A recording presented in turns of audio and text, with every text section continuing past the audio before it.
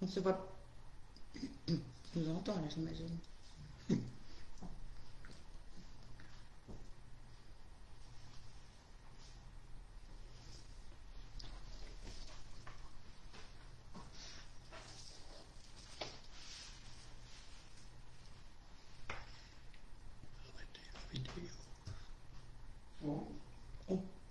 On peut y aller, tu penses, Olivier? On ne se voit pas vraiment tout plein d'écran comme l'autre fois, mais...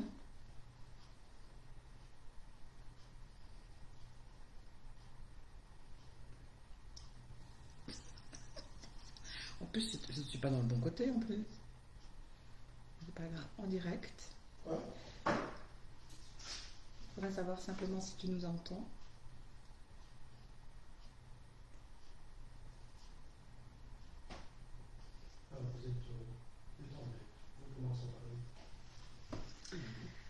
Amis jardiniers, bonsoir. Bienvenue à la première vidéoconférence de l'Esprit Jardin. Aujourd'hui, notre invité est Francis Scholtes, que je vous présente.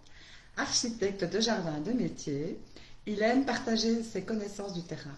Je n'hésite d'ailleurs pas à faire appel à lui à de nombreuses reprises, que ce soit pour des conseils ou pour de l'inspiration, et nous faisons souvent des articles à quatre mains. Il est également le président Pardon, excusez-moi. Il est également président de la Fédération luxembourgeoise des cercles horticoles et depuis très peu, vice-président des cercles horticoles de la communauté française. Aujourd'hui, son sujet, c'est les plantations, car c'est vraiment le moment idéal pour vous y mettre. Francis, à toi la parole. Merci, bonsoir à tout le monde. Donc, nous sommes en automne, au départ de l'hiver, et on va commencer tout doucement à préparer ces plantations d'hiver, d'automne. Donc, la préparation doit commencer d'abord par le nettoyage de tout ce que vous avez fait pour l'été. Donc, soit lorsqu'on va planter ces jardinières, enlever toutes les annuelles, donc géranium, surfinia, tout ce qui est dans les jardinières. De préférence, n'essayez pas de récupérer déjà la terre qui est dedans. On voit très très souvent les gens qui commencent à enlever la terre qui est entre les racines, la tamiser pour essayer de récupérer et de gagner, on va dire, 1 ou 2 litres de terre. Alors à ce moment-là, il vaut beaucoup mieux acheter du nouveau terreau et même le meilleur marché qu'il existe, parce que les plantes en automne, elles ne vont pas pousser, elles vont rester en dormance tout l'hiver. Et alors, comme elles restent en dormance, qu'elles ne vont pas pousser, elles pousseront seulement au printemps. Le terreau ne sert qu'à maintenir la plante avec un petit peu d'humidité. C'est également l'époque où vous allez nettoyer le jardin.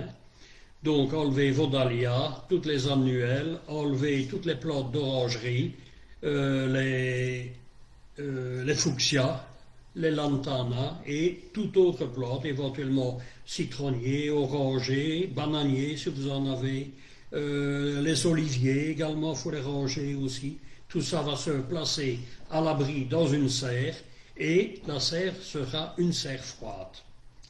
Donc qu'est-ce que c'est qu'une serre froide? Une serre froide, c'est une serre où on aura une température positive entre 3 et 5 degrés uniquement pour garder les plantes hors gel et de plus, surtout, ne pas les arroser. En principe, lorsqu'on rentre ces plantes dans une serre, on laisse le feuillage sur la plante lorsqu'on la rentre et le feuillage va continuer à pousser et grâce à la pousse du feuillage, parce qu'il va faire un peu plus chaud, on aura l'eau qui est condensée dans la motte qui va s'évaporer et la plante tiendra mieux l'hiver. Donc, quand tout ça est préparé, on va également préparer donc son jardin pour planter. La première plantation, préparation du sol, tout cela dépend de ce que vous allez planter. En automne, en général, on plante des vivaces, on plante également des haies, on va planter des bulbes, des arbres, des arbustes, des fruitiers, des conifères et également des rosiers. Tout ça, ce sont toutes les plantes qui vont être mises en terre en automne. La première chose qu'il faut savoir, c'est tout d'abord si on veut faire une nouvelle plantation entière ou si on veut aménager un jardin. Celui qui veut aménager un jardin, en principe, on va planter massif par massif. Vous savez, après 45 ans de jardinage, on en a vu beaucoup, des idées, des bonnes, des mauvaises, et celle qui me gêne le plus, c'est lorsque on arrive dans une nouvelle propriété, le bâtiment est construit, la pelouse éventuellement a été faite ou n'est pas faite, et alors à ce moment-là, les gens commencent à planter.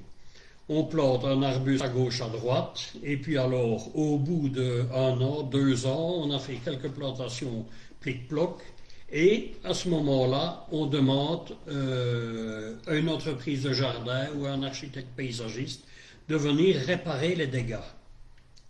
Donc, la première chose à faire, c'est, lorsqu'on a un nouveau terrain, essayer de semer la pelouse en été. Même cette année-ci, il a fait très très chaud. Les pelouses qui ont été semées au mois de mai ou au mois de juin ont commencé à germer légèrement et elles sont restées en dormance. La graine est restée en dormance depuis le mois de septembre, lorsqu'il fait un peu plus frais, qu'il a plu un peu. Les pelouses, elles ont poussé partout. Et alors, à ce moment-là, lorsque la pelouse est faite, on a beaucoup plus facile pour préparer ces massifs. On marque les massifs au sol. Alors, comme la pelouse est jeune, il faudra faire une protection de la pelouse, c'est-à-dire mettre des planches ou essayer de traverser la propriété uniquement où on fait des plantations, pour ne pas faire des trous et devoir recommencer la pelouse. L'autre solution, c'est de planter et alors faire la pelouse l'année suivante. Donc, la première chose, on va planter les arbres. Donc, on va déterminer où se trouvent les hautes tiges. Les hautes tiges, on peut les planter dans toute la propriété, même en 2 fois ou en 3 fois. Pourquoi est-ce que les hautes tiges, ou les arbres de position, on peut les planter en plusieurs fois? C'est tout simplement parce qu'il y a toujours la possibilité d'avoir des mesures différentes. Première année, vous pouvez mettre du 6-8. Donc 6-8, c'est la circonférence du tronc à 1 mètre de hauteur. Alors, la deuxième année, votre arbre qui fait 6-8 fera peut-être 7-9, 8-10, tout ça, ça dépend de, premièrement, comment il a été planté et, bien entendu, s'il s'est enraciné facilement et à ce moment-là, il s'est bien développé. Donc, la première année, on peut mettre du 6-8 et comme il fera, on va arrondir, du 8-10 la deuxième année, on peut remettre des arbres et pour garder toujours un équilibre dans les arbres, on va planter la mesure supérieure pour d'autres variétés, donc du 8-10. Et si on plante en 3 ans ou en 4 ans, on peut mettre du 10-12 ou du 12-14 et suivant l'épaisseur du portefeuille, on peut aller jusque des arbres qui font entre 50 et 70 cm de circonférence. Donc ce sont des arbres qui vont faire un tronc de plus ou moins 20 cm de diamètre. Et là, bien entendu, le prix sera conséquent. Entre un arbre 6-8 qui va vous coûter 20-30 euros suivant la variété, ben là, pour un autre arbre, vous allez arriver aux environs de plus ou moins 8 000, 10 000 euros parfois, plantation y compris. Et bien entendu, suivant la variété, si vous cherchez l'arbre le plus cher, c'est pour moi le hêtre pourpre pleureur en 50-60, et là il faut compter aux environs, plantation y comprise, à peu près plus ou moins 20 000 euros la pièce. Mais la garantie est là. Vous avez l'arbre qui poussera directement. Donc, la première chose, les arbres à planter. Vous avez différents types d'arbres. Vous avez l'arbre qui a été cultivé en racines nues. Ici, bon, ben, j'ai pris, c'est un groseillier, c'est un buisson, ben voilà, racines nues. Vous avez les racines qui sont libres. Alors, autre arbre, bon, ceux-là, ce sera également les moins chers. Alors, après ça, vous avez les arbres en motte. Donc, un arbre en motte, c'est un arbre qui est travaillé en pépinière, qui est transplanté entre tous les 3 ou voire tous les 5 ans. À ce moment-là, on fait une motte plus ou moins de 60-70 cm de diamètre. Et là, on n'a que des racines, vu que l'arbre, on lui a toujours coupé les grosses racines pour favoriser les radicelles, donc on a une belle motte. Et alors, vous avez, après ça, pour les grands sujets, les mottes grillagées. Donc la motte normale, c'est une motte qui est emballée dans un sac de jute ou un tapis de coco. Et les arbres en motte grillagée, là, vous avez un grillage qui est tout autour, un tapis de jute qui vient sur la motte. Tout ça est bien serré et on peut lever des mottes qui font jusque presque 1 mètre cube. Bien entendu, c'est beaucoup de travail en pépinière pour les préparer. Mais ces arbres-là, il n'y a aucun problème de reprise. L'arbre qui serait le plus délicat à la reprise, à la rigueur, c'est l'arbre à racines nues. Alors, autre chose qu'il faut aussi savoir, c'est que lorsque vous allez acheter un arbre dans une jardinerie, le vendeur, normalement, devrait être de métier, donc c'est à lui à vous préparer l'arbre pour le transport. Et lorsqu'on transporte un arbre, on le met soit sur une remorque, soit sur la galerie de sa voiture, avec les racines qui sont bien emballées. Ça arrive déjà trop souvent que les gens sont pressés, ils viennent acheter un arbre, ils aiment autant mettre 50 ou 100 € pour un bel arbre, et alors, lorsqu'ils le prennent, on le met comme ça sur une remorque sans protéger les racines, et à ce moment-là, ben, les racines, elles gèlent. Donc c'est ce qu'on appelle le gel des racines à cause du courant d'air. Donc voilà votre arbre qui est prête. Donc la plantation de l'arbre, en général, si c'est une motte grillagée, motte normale ou racine nue, on va devoir faire un trou qui aura en général 2 fois la grandeur de la motte.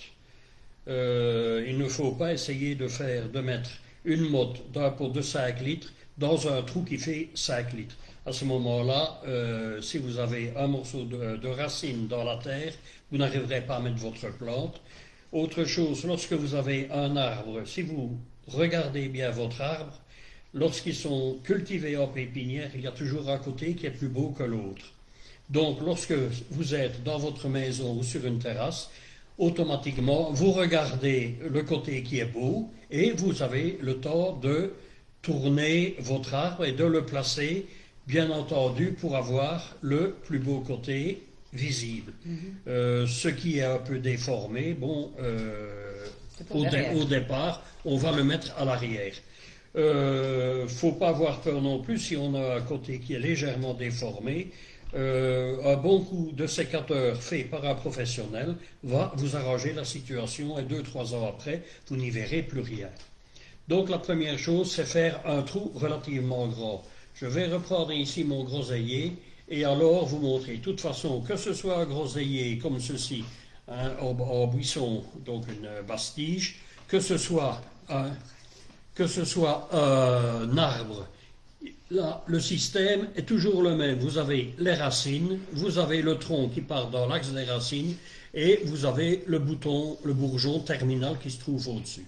Mais lorsque vous plantez un arbre, n'oubliez pas que lorsque il a été cultivé en pépinière, on voit ici, il y a une différence de couleur entre le tronc supérieur et la partie qui va vers les racines.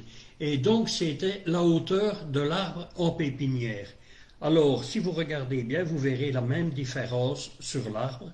Et lorsque vous allez le planter, vous devrez le planter comme il était en pépinière. Donc la première chose à faire, le trou. Donc voilà, et ici on a la ligne de plantation. On voit carrément, la ligne de démarcation. Oui. Voilà, ici on voit, il y a un peu de terre qui reste dessus. C'est brun un peu plus clair et c'est brun plus foncé au-dessus. Donc la première chose, on fait son trou. Le trou, puisque l'arbre va arriver à cette hauteur-là, donc on a 20 bons centimètres, on va faire un trou de 35 cm de profondeur. On va faire un trou plus ou moins entre 40 et 50 cm de diamètre. Et alors, à ce moment-là, la bonne terre va être mise sur le côté. Le second travail va être d'améliorer la terre. Amélioration de la terre, soit un tout petit peu de tourbe, du terreau, c'est préférable, ou alors du compost. Vous le mélangez avec la terre, tout est bien remué, bien mélangé, parce que n'oubliez pas non plus que celui qui travaille avec de la tourbe ne reprend pas d'humidité. Donc si vous avez un bloc de tourbe, la grosseur de ma main, vous la laissez en terre et il arrive que 2 ans après, quand vous grattez dans la terre, vous pouvez retrouver la motte de tourbe intacte parce qu'elle n'a pas été mouillée, humidifiée. Donc la tourbe, pour l'utiliser, il faut absolument la malaxer et bien la mélanger à la terre. Donc le premier travail dans la fosse, puisque je vous ai dit que la fosse faisait 35 cm de profondeur, ici on a 20 cm de racines, on met de la terre fraîche dans le fond, éventuellement suivant la structure de la terre, si c'est une terre fort compacte, on peut aussi légèrement bêcher le fond de la fosse de plantation. On remet du bon mélange de terre arable avec le compost dans le trou pour arriver plus ou moins à la hauteur utile ici pour l'arbre. Le deuxième travail, on prend son arbre et on va le placer sur la terre. Alors à ce moment-là, on a l'arbre qui est placé dans la fosse de plantation. Le travail suivant sera de placer le tuteur. Pourquoi placer déjà le tuteur maintenant? Parce que si vous avez déjà fait attention, un arbre, il a en général 3 grosses racines.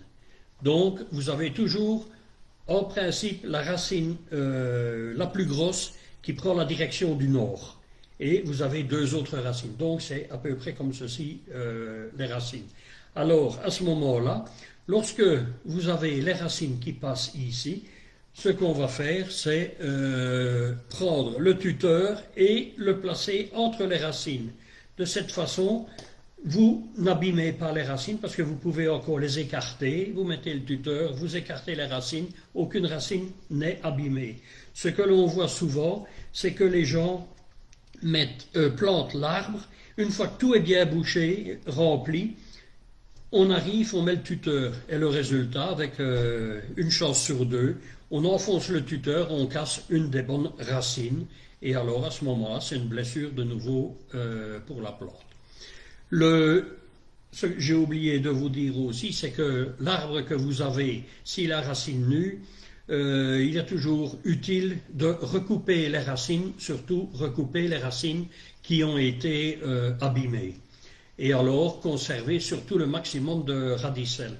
Ici, la plante ne vit pas grâce à ses racines. Les 3 grosses racines, ce sont les racines qui font l'assise de la plante, qui bloquent la plante dans la terre. Et ce qui nourrit l'arbre, ce sont les radicelles. Donc ce sont les petites racines, ici, les radicelles. Et ce qui amène la nourriture aux radicelles, c'est ce qu'on appelle le chevelu. Le chevelu, ce sont toutes les toutes petites racines qui sont au bout, qui sont de la grosseur d'un cheveu, et ce sont elles qui nourrissent la plante. Donc, voilà votre arbre qui est mis dans la fosse de plantation. Le tuteur est placé. Surtout ne pas ligaturer le tuteur. La ligature, c'est après tout le travail. Alors le travail suivant va être de remettre de la terre arable, donc la bonne terre bien noire, autour des racines. On peut prendre le secouer 2-3 fois comme ceci pour que la terre descende bien dans les racines. On remplit la fosse de plantation à la moitié de la hauteur et à ce moment-là, on arrose. Pourquoi arroser? Tout simplement pour que la terre puisse descendre au travers des racines. Et lorsque la terre arrive au niveau dans les racines, là, on aura beaucoup moins de problèmes. J'ai encore été voir aujourd'hui une dame qui voulait planter des fraisiers. Je lui ai donné des fraisiers. Elle a dit, ça c'est bien, ils sont à racines nues. La terre est mouillée assez, on va les planter comme ça, j'ai dit.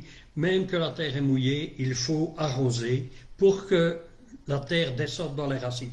Si la terre ne descend pas dans les racines, le problème que vous allez avoir, c'est que si on avait une période de gel dans 8 jours ou dans 15 jours, la terre qui n'est pas encore recompactée sur les racines va faire des petits trous, ce qu'on appelle des cheminées dans la terre, et à ce moment-là, le gel va descendre dedans et aura beaucoup plus facile pour venir geler les racines.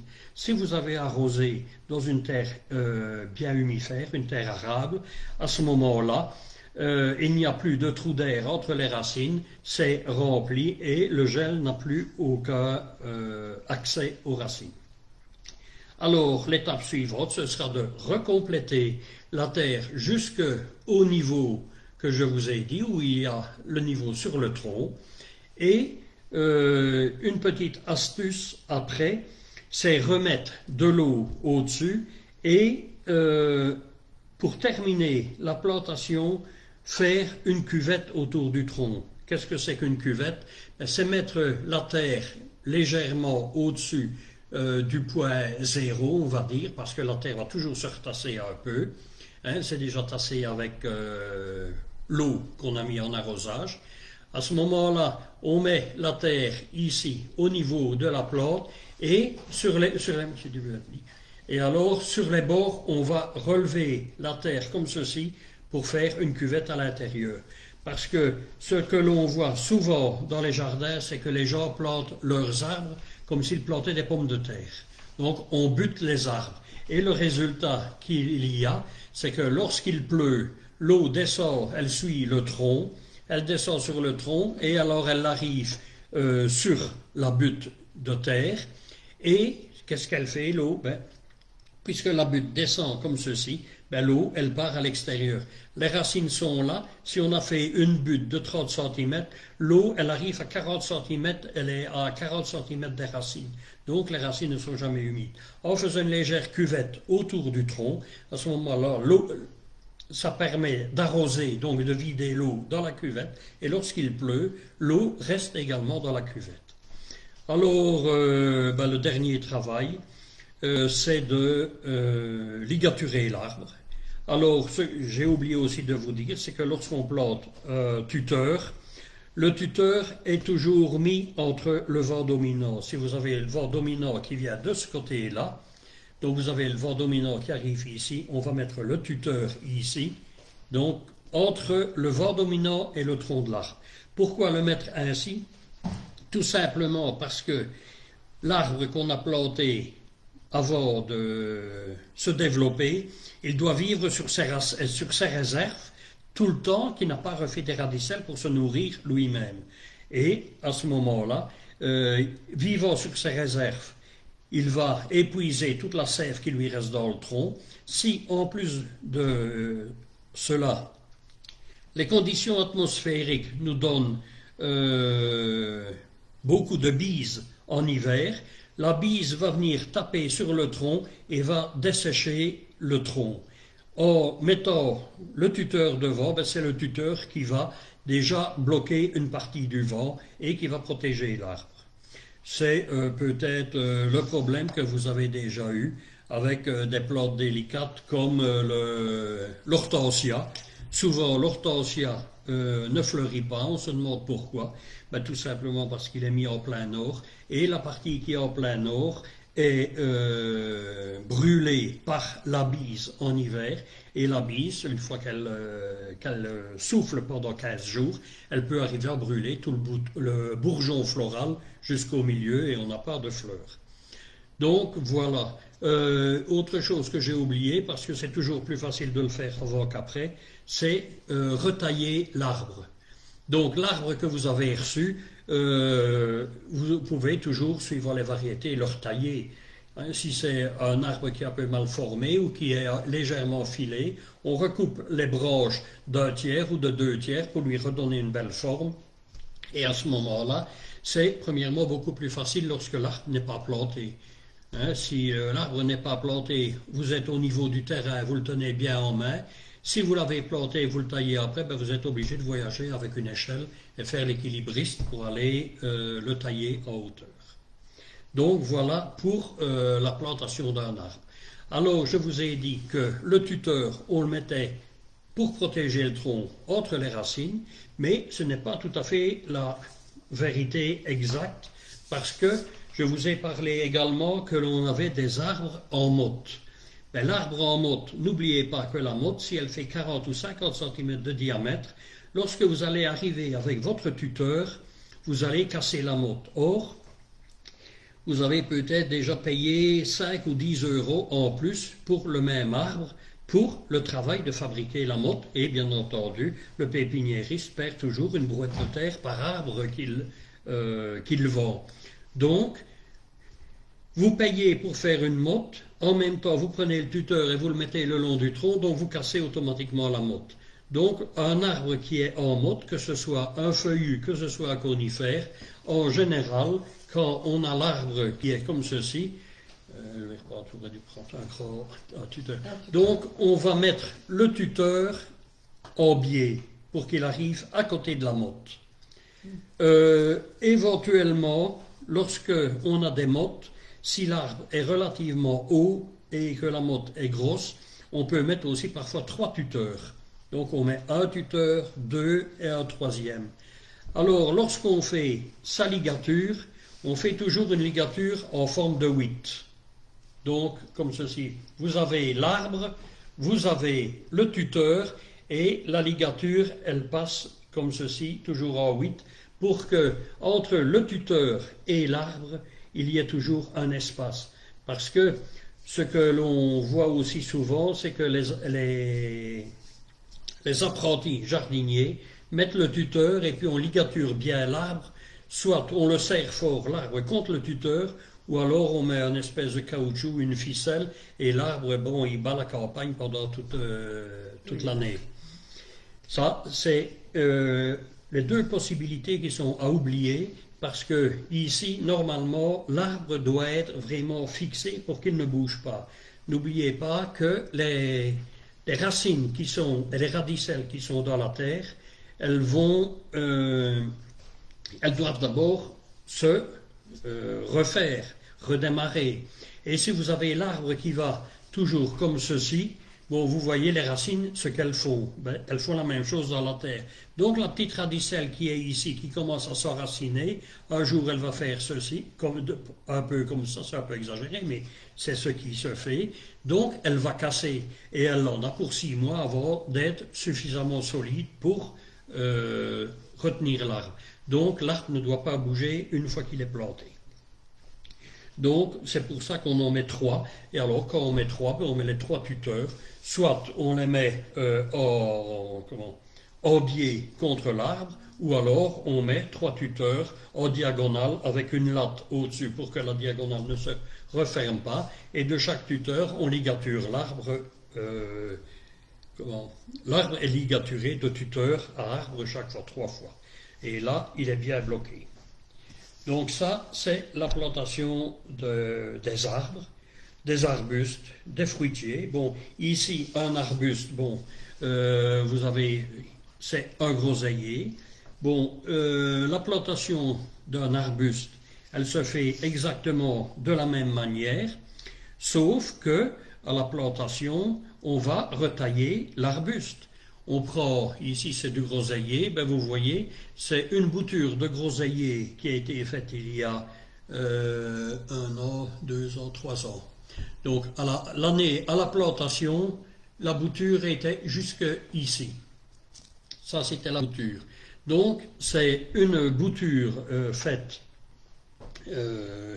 en automne, mais qui a directement été étêtée. Donc elle a été coupée au-dessus pour obliger la plante à se ramifier. Parce que lorsque vous faites une bouture et que vous la laissez en place avec une bouture de tête, c'est comme si on prenait la tige qui est ici, la sève démarre des racines, elle monte jusqu'à l'œil terminal, elle fait demi-tour et elle redescend. Et c'est toujours le dernier œil qui est le plus alimenté. Donc, puisque l'œil ici est fort alimenté, bon ben la plante elle va bien pousser, et c'est comme ça qu'on peut avoir des plantes qui peuvent pousser de 60-80 cm ou parfois même à 1 mètre sur l'année. Mais le résultat, c'est que les branches adjacentes, il n'y en aura pas, puisque toute la sève part au-dessus.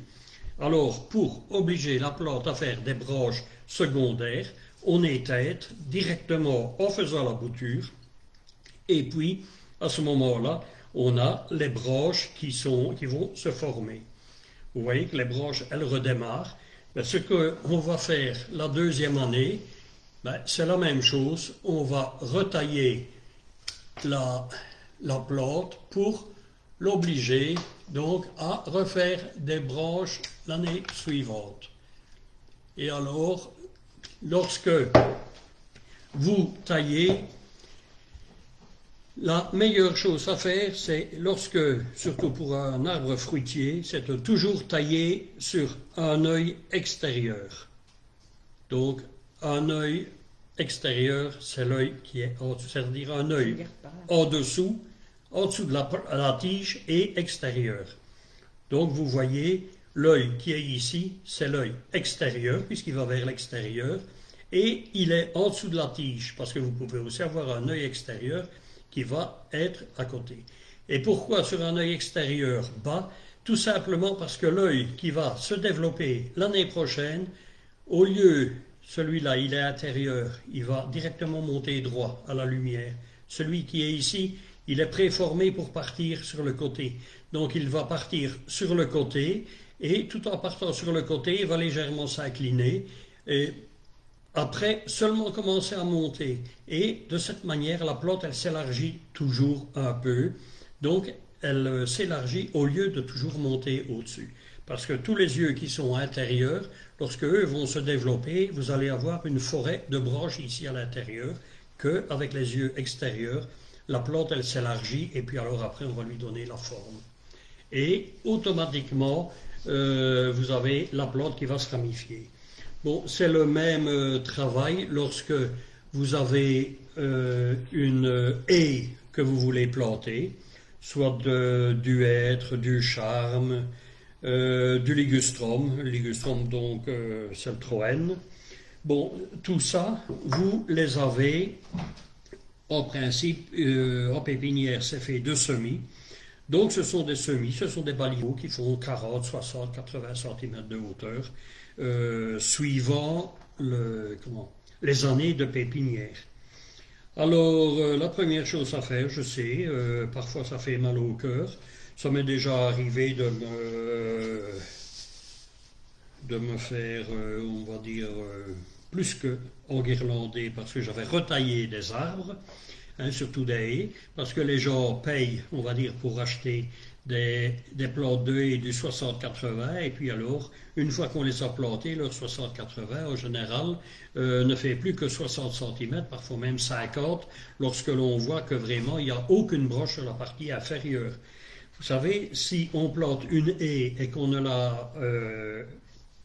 lui coupe pas la tête directement à la plantation, elle va directement partir du dessus, elle va continuer à pousser, elle va faire de la hauteur, mais n'oubliez pas que le pied qui n'aura pas de sève ne va pas se regarnir. Et alors à ce moment-là, s'il ne se regarnit pas, vous n'aurez pas de branches sur le côté, et toutes ces branches-là, bon, vous aurez une haie qui va être un peu en forme de fuseau. En dessous, on a le tronc qui va être dégarni, et puis vous allez avoir la haie qui va s'élargir au-dessus. Que lorsque on choisit une haie, et notamment, bon, ben, on va dire les plus belles des haies, ce sont les taxus, les ifs. Ben voilà, ici c'est un semis de if de voilà, 2 ans ou 3 ans, mais directement à la plantation, ce qu'on va faire, c'est recouper déjà ici les bouts des branches, premièrement pour que la plante ne s'élargisse pas, et à ce moment-là, lorsque la plante est préparée, ben vous voyez, elle est un peu plus courte, mais le résultat, c'est que l'année prochaine, lorsqu'elle va démarrer, au lieu d'avoir toutes les pousses qui vont encore être plus longues, ici, on va avoir les yeux latéraux qui vont se développer et faire une plante beaucoup plus trapue, beaucoup plus touffue. Donc voilà, et alors, ça, c'est surtout à faire pour toutes les plantes de haies. La plante va bien s'élargir et vous aurez un bon résultat. Également, lorsque vous avez votre haie qui est plantée, parce qu'il arrive parfois que la haie, les plantes, bien entendu, les plantes, on va dire c'est un peu comme les personnes. Il y en a des grands, il y en a des petits, il y en a des larges, il y en a des moins larges, et voilà. Donc, on va travailler avec les plantes. Il ne faut vraiment pas, lorsque vous travaillez, faites du jardinage, vous plantez une haie, que ce soit du hêtre, que ce soit du charme, que ce soit éventuellement, si on en met encore,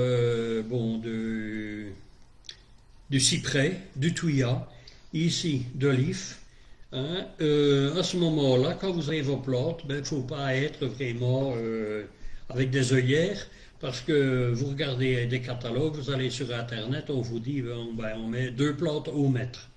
Mais 2 plantes au mètre, si vous avez 2 plantes qui font 30 cm de large, 2 plantes au mètre, vous n'occupez que 60-70 cm.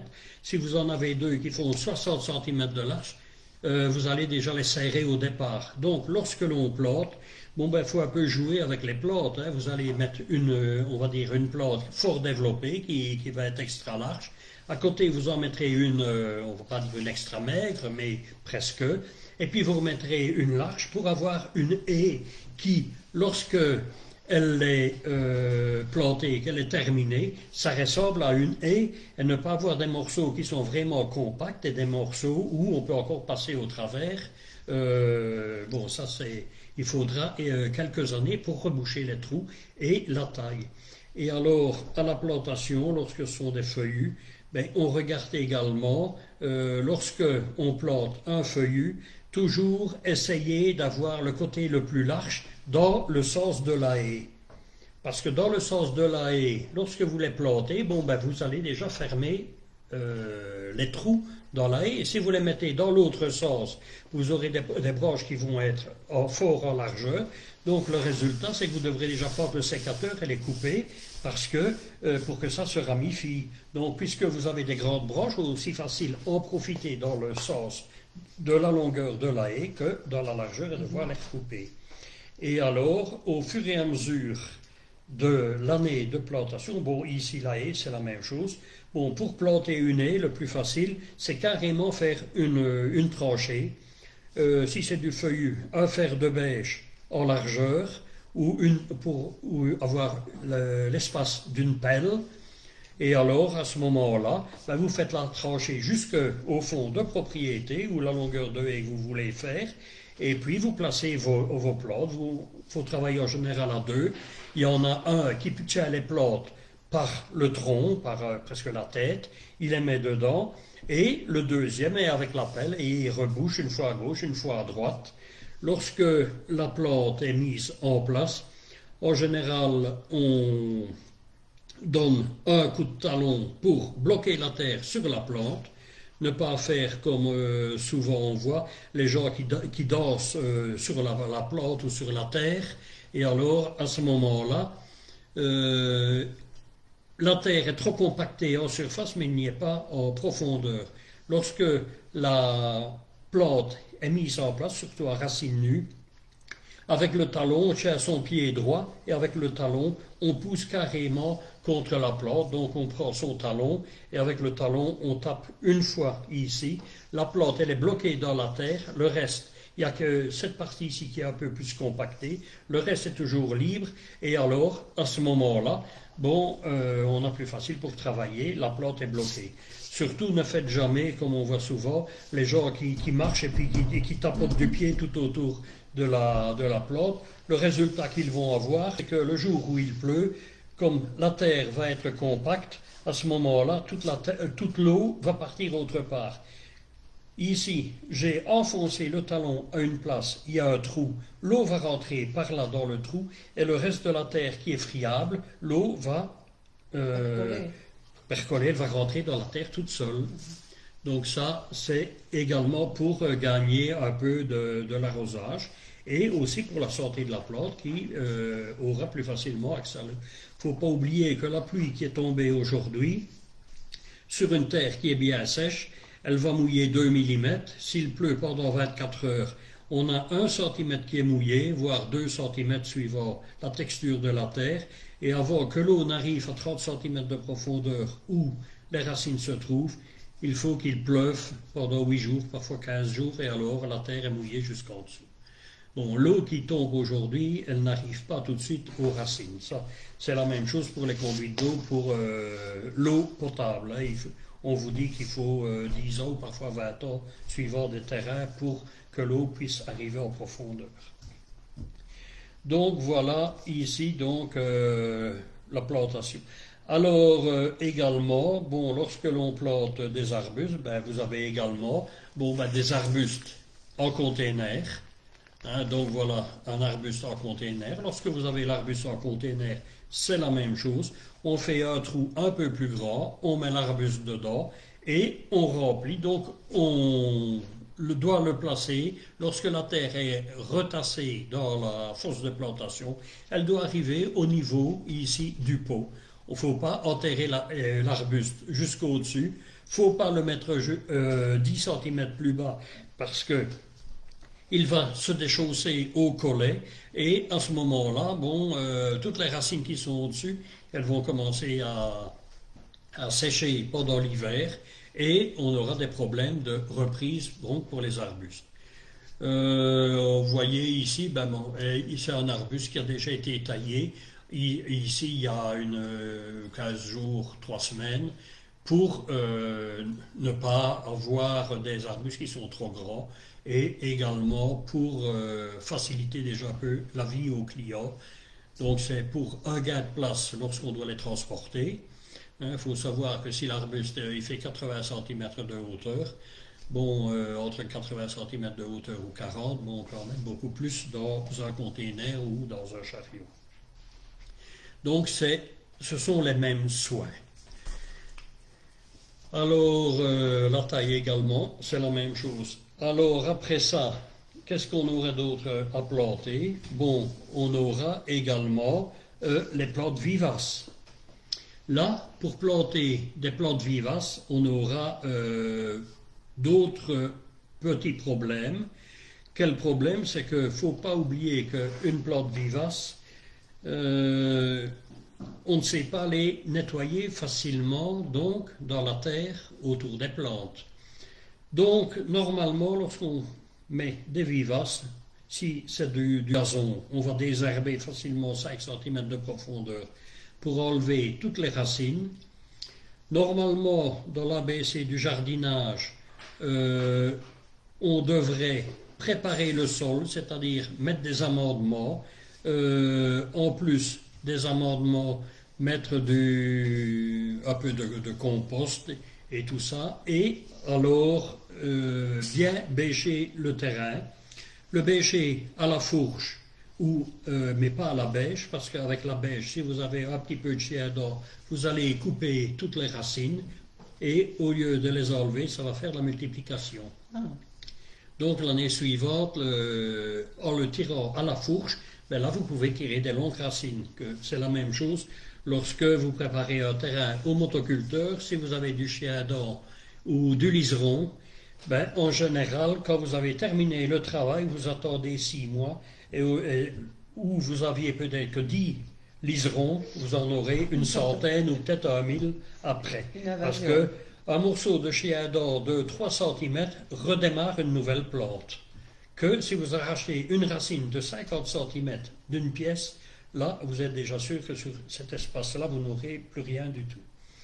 Alors, donc voilà, je vous dirais aussi que dans l'ABC du jardinage, lorsque l'on veut vraiment suivre la règle, lorsqu'on veut planter un massif de vivaces, on prépare le terrain en automne ou on le prépare au printemps, on le laisse une saison, on va dire, en jachère pour pouvoir enlever les mauvaises herbes qui poussent et la saison suivante, étant donné que le terrain est propre, ben on n'a plus de problème de mauvaises herbes. Alors, pour les plantes vivaces, bon, plantes vivaces, on en a. Donc voilà, ici, voilà une rampante, c'est de l'Atsena. L'Atsena, c'est une belle petite plante tapissante. Vous voyez, ça c'est une plante qui ne faisait que la grandeur du pot. Au printemps, ben, vous voyez, elle fait presque 50 cm de bout à bout. L'Atsena, bon, ben, c'est une plante tapissante. Elle fait des petites fleurs et puis alors en automne, ce sont des petites boules cuivrées qui viennent sur la plante. C'est assez intéressant parce que bon, elle couvre bien la terre. On a une petite floraison, elle tient à l'ombre et alors à ce moment-là, elle accompagne d'autres plantes donc au départ. Une autre plante ici qu'on peut mettre aussi, c'est de l'astère. Donc ici c'est un astère. Bon, c'est un astère du Mosus qui va faire plus ou moins entre 30 et 40 cm de hauteur. Mais bon, ben, vous avez de l'astère qui peut faire aussi jusqu'à 1,50 m de hauteur et vous avez également des astères, notamment l'astère subulata, qui est un astère couvre-sol. Alors, bon, nos plantes, vous voyez, vous avez déjà quand même ici deux plantes différentes. Alors, lorsque on va les planter, on a le terrain qui a été bien préparé, bien amendé, et on a toutes nos plantes, que ce soit une plante qui fasse 40 ou 50 cm de hauteur ou qu'elle soit couvre-sol, vous voyez, les pots, ce sont les mêmes, les pots de 9. Si vous avez une plante qui a 1 an de culture, qui peut pousser jusqu'à 1,20 m de hauteur, elle peut être également dans le même pot. Donc si vous vous basez sur la grandeur du pot, soit vous réussissez votre plantation, soit vous la ratez. Parce que ici, l'Atsena, on va le planter, on peut le planter jusqu'à 9, voire même 12 plantes au mètre carré. Et à ce moment-là, au bout de 2 ans, voire 3 ans maximum, vous avez tout votre terrain qui est rempli, qui est bien plein. L'astère, ici, c'est une plante qui fait 40 cm, 50 cm de hauteur. En général, on va en mettre 5 au mètre carré.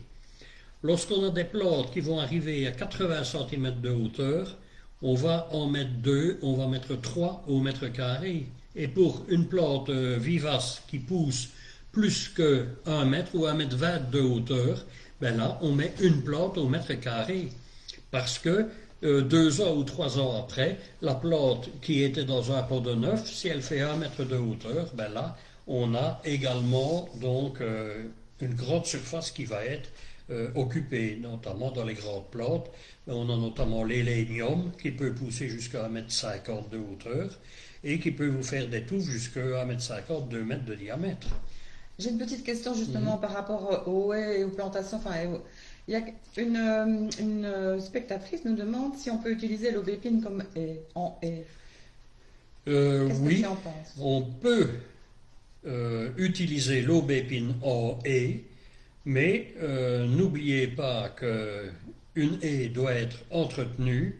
Si vous plantez de l'aubépine dans votre jardin, lorsque vous allez tailler l'aubépine, un bon jardinier sait que l'aubépine, ça pique.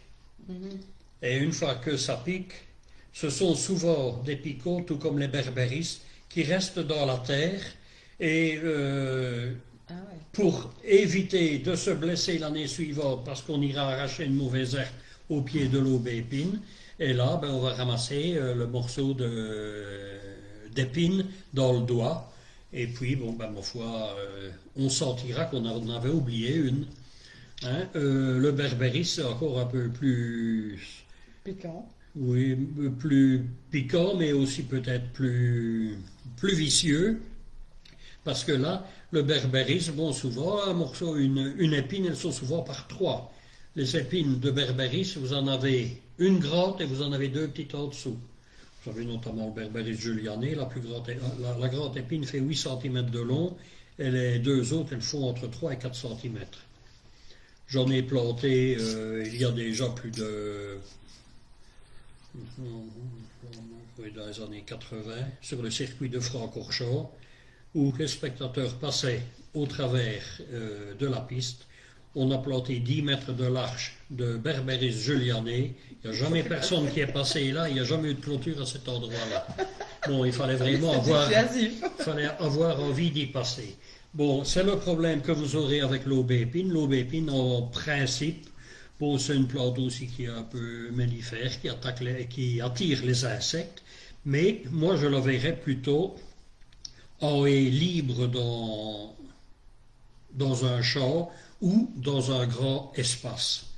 De toute façon, l'aubépine, elle est aussi classée dans le catalogue des plantes à proscrire dans les écoles. À cause qu'elle pique. Donc plutôt en fond de jardin. Donc moi je mettrais, bon, il faut déjà avoir une grande propriété parce que l'aubépine, si vous oubliez de la tailler, bon, elle peut faire 6 à 8 mètres de hauteur.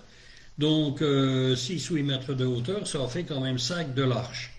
Il faut quand même une grande propriété pour pouvoir la planter. Bon, c'est beau quand c'est en fleurs. Et d'un autre côté, si vous avez de l'aubépine, que vous ne savez quoi en faire, vous pouvez toujours le dire, parce que l'aubépine, on appelle ça aussi le bois de fer. Donc quand vous avez un morceau d'aubépine de 30 cm de large et 20 cm de diamètre, vous pouvez vous chauffer presque avec ça, presque une soirée dans un feu de bois, parce que ça chauffe très fort et ça se consume très très lentement. Mais il y a les autres problèmes à côté. Ah oui, d'accord. Et alors, une fois que vous avez de l'aubépine, quand vous avez l'aubépine, que vous devez l'arracher, ben là, il faut le tracteur, la poclain, il faut du gros matériel. J'avais encore une autre question, parce que tu as parlé de compost et tout ça, et alors un spectateur me demande si il peut mettre du fumier frais à la plantation. Et en quelle quantité? Y a-t-il des précautions à prendre? C'est-à-dire que si vous mettez du fumier frais, vous allez commencer à tirer tous les ennuis. N'oubliez pas que dans le fumier frais, il y a les graines que l'on a données soit au bétail ou aux chevaux, soit de l'avoine, soit de l'orge, de l'avoine, tout ça, de l'épeautre. Et alors, il arrive souvent que les graines ne sont pas digérées complètement. Donc, elles se retrouvent dans le fumier. Vous mettez le fumier au pied des plantes et automatiquement, en hiver, vous allez avoir les taupes, les mulots qui vont venir se nourrir. Quand ils auront fini de manger les graines, il ne restera plus qu'une chose à manger, ce sera les racines des plantes. Donc, le fumier frais, vous pouvez en mettre en très petite quantité au fond de la fosse de plantation, mais remettre au minimum 10-15 cm de terre dessus. Entre les racines, et que les racines ne soient jamais en contact avec le fumier. Et alors, quand on utilise du fumier, on va surtout utiliser du fumier de bovin, parce que le fumier de porc et le fumier de mouton, ce sont des fumiers froids qui ne se décomposent pas ou qui se décomposent très très lentement. Et le fumier de cheval frais, il va chauffer tellement qu'il va brûler les racines. Ah ouais. Donc lorsqu'on utilise du fumier de cheval qui est frais, il faut le laisser au minimum composter 2 ans pour que le feu du fumier soit disparu et qu'il améliore la terre sous forme, on va dire déjà presque de semi-compost. D'accord. Bah, merci beaucoup pour ta réponse. Bon, à moi, c'est une petite question qui me concerne parce que je suis envahie de liserons. Tu as parlé tout à l'heure de les arracher, par exemple, si on fait une plantation ou quoi, de les arracher. Est-ce que pour le liseron, tu conseilles d'arracher les racines maintenant pour plus d'effet pour l'année prochaine? De toute façon, le liseron plus vite on arrache les racines, ben moins il va pousser. Hein. Il n'y a qu'en arrachant, on va dire, dès qu'on voit une feuille de liseron qui sort de terre, on prend la fourche et on essaye de sortir la racine. Et il n'y a que comme ça qu'on va arriver à l'annihiler. Mais donc c'est plutôt maintenant, alors parce qu'en été... toute l'année, ben ouais. Oui, mais bon... En été on les ressème, quoi, enfin, parce qu'il y a toujours des petits morceaux. Ah oui, mais bon, même maintenant en hiver, on va dire que maintenant en hiver, quand la terre est humide ou mouillée, bon ben là on peut tirer plus facilement des grands filaments que si la terre est sèche ou un peu dure comme c'était pendant l'été ici. Premièrement, elle était tellement sèche que le liseron ne poussait pas, mais dès qu'il pleut, ben vous voyez le liseron, les premières plantes qui repoussent après une sécheresse, c'est le trèfle pour commencer et le liseron. Et alors, eux, dès qu'ils ont ne fût-ce qu'une petite rosée un peu forte, ils sont repartis, ils repompent l'eau par les feuilles et ils se développent. Merci. Là, je vais appliquer ton conseil parce que vraiment, c'est une calamité. Mais le temps passe très vite. Alors, est-ce que tu avais encore juste peut-être... tu as prévu oui, bon, ce que j'ai... Peut-être la plantation de bulbes, rapidement. Je vais achever avec la plante vivace. Donc, la plante vivace que vous avez ici, ben, vous allez faire la même chose. Donc c'est directement la retailler avant la plantation. C'est plus facile quand vous êtes assis à table de la couper que de planter et alors après devoir planter au ras de terre. Alors, avant de parler un peu des bulbes, bon, pour la protection, la finalité du massif, ben, vous avez aussi les couvre-sols, hein, donc à remettre. Donc, lorsque votre terre est propre, que vous avez les plantations qui sont faites, si vous ne devez plus retourner travailler dans le massif, bon, ben, vous aurez, soit vous pouvez mettre du mulching, donc du bois déchiqueté, du BRF. Vous pouvez également mettre des coques de cacao, mais là, les coques de cacao, faites attention, c'est très très léger, donc quand vous les mettez, il faut qu'il y en ait un qui les étende s'il y a du vent. Autrement, vous faites qu'il n'y a pas de vent, vous en mettez 5-6 cm et vous l'arrosez tout de suite pour que ça s'humidifie et là, il va rester en place. Si vous le laissez sec, tout ira soit chez le voisin ou autre part. Alors, vous avez également les paillettes de chanvre. Donc ça, c'est très bon, sauf que les paillettes de chanvre, bon, on les a conseillées également pour les potagers, mais il faut savoir que la paillette de chanvre ne se décompose qu'au bout de 2 ans, voire 3 ans. Donc, lorsque vous en avez dans votre potager, si vous en remettez un petit peu tous les ans entre les lignes, vous risquez qu'au bout de 5 ans, vous ayez presque un terrain où vous allez semer ou planter dans des paillettes de chanvre. Alors, autre chose qui a existé et qu'il vaut mieux oublier, ce sont les paillettes de lin. Bon, pourquoi les paillettes de lin? Parce que le lin, il est souvent très très mal battu, donc il reste énormément de graines, et lorsque vous mettez vos paillettes de lin sur le terrain, bon, l'année suivante, ben, toutes les graines, elles germent, et le lin qui va commencer à pousser, faire 40-50 cm de hauteur, lorsqu'il a des petites plantes comme ceci, des plantes vivaces, bon, ben, il va les étouffer. Vous aurez un champ bien bleu, vous aurez des abeilles, mais vous n'aurez plus d'autres plantes.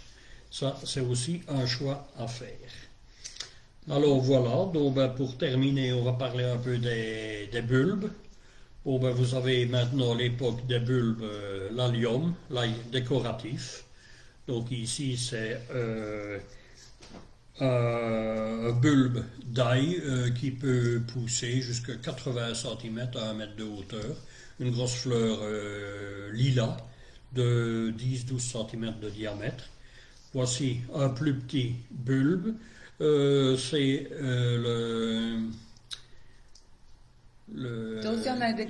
c'est de l'ail décoratif. Celui-ci, c'est une variété un peu hirsute. Vous savez, vous avez la tige et au-dessus, vous avez des petites fleurs jaunes, c'est le vinalii. Donc, vous avez des petites fleurs jaunes et alors vous avez des grandes... inflorescences.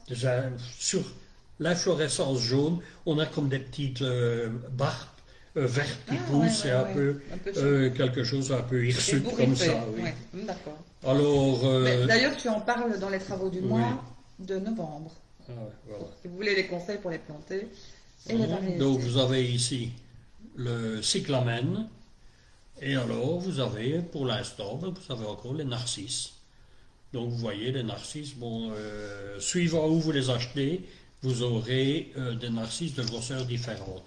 En principe, dans les bulbes, il y a trois variétés, trois grosseurs de bulbes, c'est-à-dire qu'il y a la grosseur supermarché, il y a la variété jardinier et la variété la super extra, donc pour aussi les jardiniers. Donc ceci c'est la variété, c'est le super extra. Donc vous voyez la différence. Bon, la différence, c'est-à-dire que le problème, on appelle ça la variété, la mesure supermarché, parce que il faut que le prix soit fort attrayant et la quantité attrayante. Donc si vous mettez tous les deux ensemble, au lieu d'avoir un bulbe qui fera du 5-6, un jardinier aura 5 bulbes diamètre 5-6 pour un prix, et en qualité supermarché, vous en aurez 8 ou vous en aurez 10, du 3-4 pour le même prix. Bon, le client, qu'est-ce qu'il va faire souvent? Il regarde le prix et il regarde la quantité qu'il a. Donc il dit, oui, si j'en ai 10 pour 4 euros, de l'autre côté, je n'en ai que 5 pour 4 euros, je prends les 10 et j'en aurai plus. Donc c'est là le gros problème. Une grande différence, quoi. Et alors, il faut aussi savoir que, notamment, c'est pour les dahlias. Lorsque vous achetez des dahlias, bon, c'est pour le printemps, ça on a encore le temps. Si vous avez le choix entre un bulbe ou un rhizome de dahlia qui est très très gros et un qui est très très maigre, prenez plutôt le maigre au lieu du gros. Ah bon? Parce que lorsque le dahlia fleurit, il a une tendance à avoir les carottes ou les tubercules qui grossissent. Donc plus il a fleuri, plus il a grossi. Et alors, donc, plus qu'il a grossi, plus qu'il a accumulé des réserves, mais plus il en aura besoin pour refleurir l'année suivante. Voilà, Francis, est-ce que tu as des petits, il y avait plus de conseils par rapport donc ça, on peut encore les planter maintenant. On peut encore les planter bon maintenant. pour les avoir au Et printemps. de toute façon, les plantations, il n'y a encore rien qui brûle pour les plantations. Je vais dire qu'à part les plantes en container, on peut les planter même toute l'année. Mais si vous voulez planter de la racine nue, si vous allez demander à un ancien jardinier, vous savez, les jardiniers qui ont 80 ans et plus, ils vous diront, tant que la sève n'est pas redescendue, on ne travaille pas. Donc lorsque la sève est redescendue, c'est quand il y aura eu une petite période, quelques jours de gel, que les feuilles commenceront à tomber naturellement parce que la sève redescend, et à ce moment-là, il y a beaucoup moins de problèmes. Un arbre qui est bien feuillé, donc, qu'on le transplante, le problème qu'on a, c'est qu'on lui a coupé les racines, on a alimenté sa source de nourriture, il y a toujours des feuilles qui se trouvent dessus, les feuilles, elles doivent se nourrir, et à ce moment-là, les feuilles sucent toutes les réserves de sève qui sont dans le tronc et qui devraient servir à faire survivre l'arbre pendant l'hiver. Ah oui, donc une petite gelée, on attend une petite gelée. Une petite gelée ou une bonne gelée. D'accord. Oui, on me demande ici la profondeur pour les bulbes. En général, c'est simple. Un bulbe est en général toujours planté plus ou moins 2 fois son diamètre. Donc un bulbe, on va dire ici le bulbe, il va faire 3 cm de diamètre. On va le planter entre 5 et 7 cm de profondeur. Ici, le cyclamen, on va le mettre à 2 cm de profondeur. Parce que parfois, avec le cyclamen, il y a certaines variétés. Bon, ici, le cyclamen vivace ou sauvage, lui, il n'est pas comme le cyclamen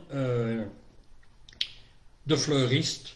Et alors, parce que le cyclamen de fleuriste, il y a un trou à l'intérieur. Et lorsqu'on le plante trop profondément, l'eau reste dans le trou et fait pourrir le cœur du bulbe. Ici, il est rond ou plat de tous les côtés. L'eau, elle peut partir, donc en général, on va le planter à 2 voire 3 cm de profondeur. Ah, écoute, j'ai encore une petite question. Un sol drainant, qu'est-ce que vous entendez par là? Parce qu'on parle souvent de mettre des billes, des graviers, mais est-ce qu'il faut le faire pour toutes les plantations? Les Ben, racines nues, les conteneurs, pour tout? en principe, oui. Un sol drainant, c'est un sol qui ne va pas conserver beaucoup d'eau en hiver. Le problème qu'on a, lorsqu'on a un sol argileux ou un sol très très lourd, semi-argileux, l'eau va rester dans le sol et à ce moment-là, les racines vont être toujours dans l'eau, donc elles auront plus facilement une tendance à pourrir. Donc lorsqu'on veut faire un sol drainant, soit on peut toujours essayer au départ à mettre du compost qui est bien mélangé avec la terre. Donc là, on va refaire une bonne terre-mère, une terre arable. Autrement, on peut mélanger soit un peu du fin argex. On peut mettre aussi du sable de rivière ou du sable de Rhin. Ne jamais mettre du sable jaune de Fouche parce que là, c'est de la terre, il devient encore plus compact lorsqu'il est mouillé. Et alors, c'est au fur et à mesure des années qu'on va améliorer le sol. Bon, il faut savoir que lorsque on commence à faire notamment un potager dans une mauvaise terre, il faut une vie pour faire d'une terre argileuse ou semi-argileuse une bonne terre arable.